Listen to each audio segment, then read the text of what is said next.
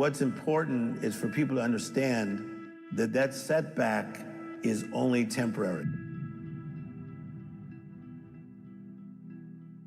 Sometimes you have to go left before you get right. It sucks to think I got to go left before I get right. To be left, forsaken, rejected, it didn't work. Before you get right, apropos, germane, in the groove, in sync. We all want to be right, but sometimes you got to go left before you get right. What most people think is that they have to become a discount version of themselves. So many people have written discount version of yourself. But you have to, again, think to yourself, okay, I am left, but I can now turn this left into something positive. So what I teach is you can turn your left into a library of learning and a sanctuary of going deeper. When you're in that setback, in that pain, there are times you feel like you will never get out, and that you will be a discount version of yourself, and that what used to be your life is not going to be your life, and that is not the truth. But you may have a reassignment. The key is not to try to become the person you used to be. A comeback is not a go back. Don't try to go back. That'll frustrate you even more. So now we've got to pay attention to what we have now, and what is my new assignment?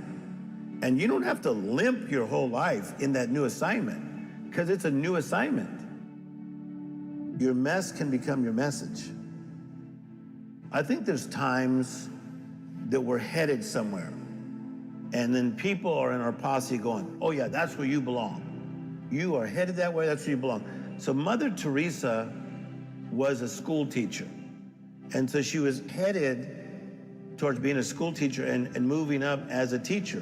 But then she saw something. See, our lives are changed two primary ways: education and observation.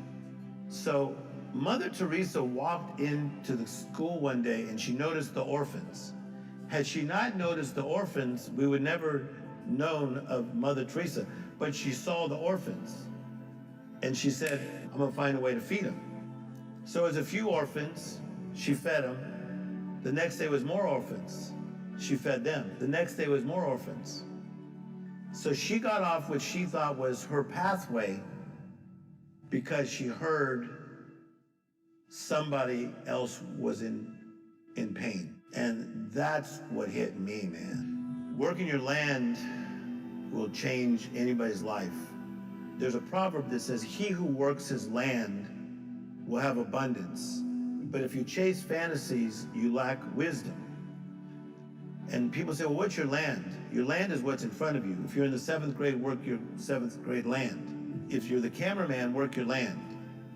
If you're a janitor, work your land. If you're a single mother, work your land. Your land is what's in front of you. So I started studying the law of the harvest, of working your land to get a harvest. You got to plow the ground.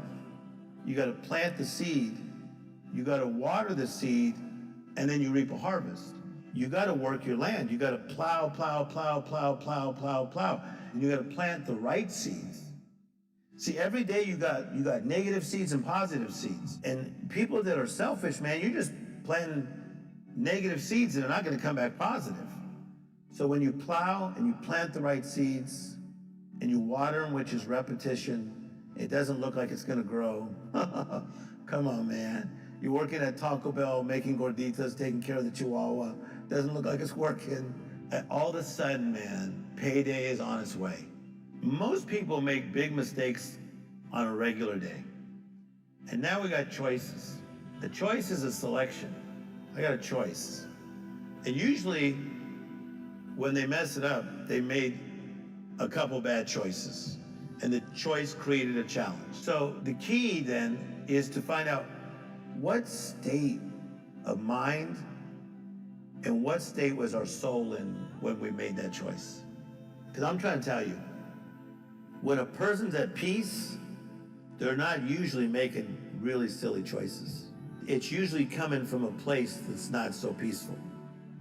So the beautiful thing about peace, it's not a spot. Like people say, I'm going to go to Marbella, Spain, that's where I find peace. Or I'm going back to Egypt, that's where I find peace. That's cool, that probably helped. You can like stop, bam, right now and have peace. You can go into that place of meditation. You gotta stop the noise, okay? You gotta look inside yourself, and then you have to listen. So let's just stop now.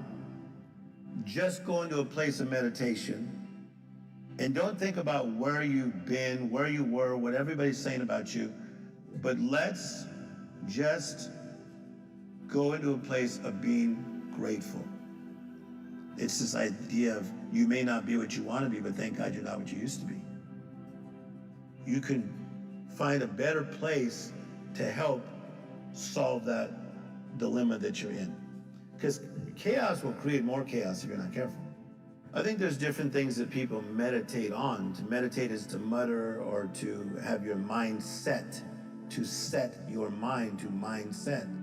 So some people do spiritual meditation, some people think about nature, but whatever you meditate on, mindset, okay, is the whole being grateful. That does take you into a beautiful state, because then you start to remember that you're still living, you're still breathing, you're still alive. And the second place I think that we should go is you need to begin to go beyond your situation. You need to think big in small places. Let's say you just found out your son has a really bad illness, and somebody's working through that. It'd be so easy to go singular. See, when somebody's sick, they usually go singular. I'm hurt, I'm in pain, you don't know what I've been through. You go singular. When you begin to think beyond, you go plural. So you go from being grateful to now thinking big in small places, and starting to be thankful and grateful that your son has doctors and there is a chance that he could be better, and start to see him better. That's a choice, that is a mind set, right? I believe in having what I call a miracle mindset. A miracle is a supernatural event. It's extraordinary. It's beyond. And I honestly believe this, that the more my mindset goes into a miracle mindset, you see this in the life of Ellen, Steve Harvey, Oprah. Every one of them saw themselves there before they got there. So that mindset of the miracle mindset took them into where, first of all, they believed, then they expected. So when you begin to get a miracle mindset and you start meditating on what can happen, man, it's wild. What I saw, all is happening. I think that it goes into phases. The first phase of meditation is I come into a place of quiet. And the second phase is I want to then start hearing myself. Your dream has a voice. I start hearing my dream, but I go from a place of quiet, then a place of hearing, then a place of seeing. The visualization takes me out. So it's so important, again, not just to be inward, no matter what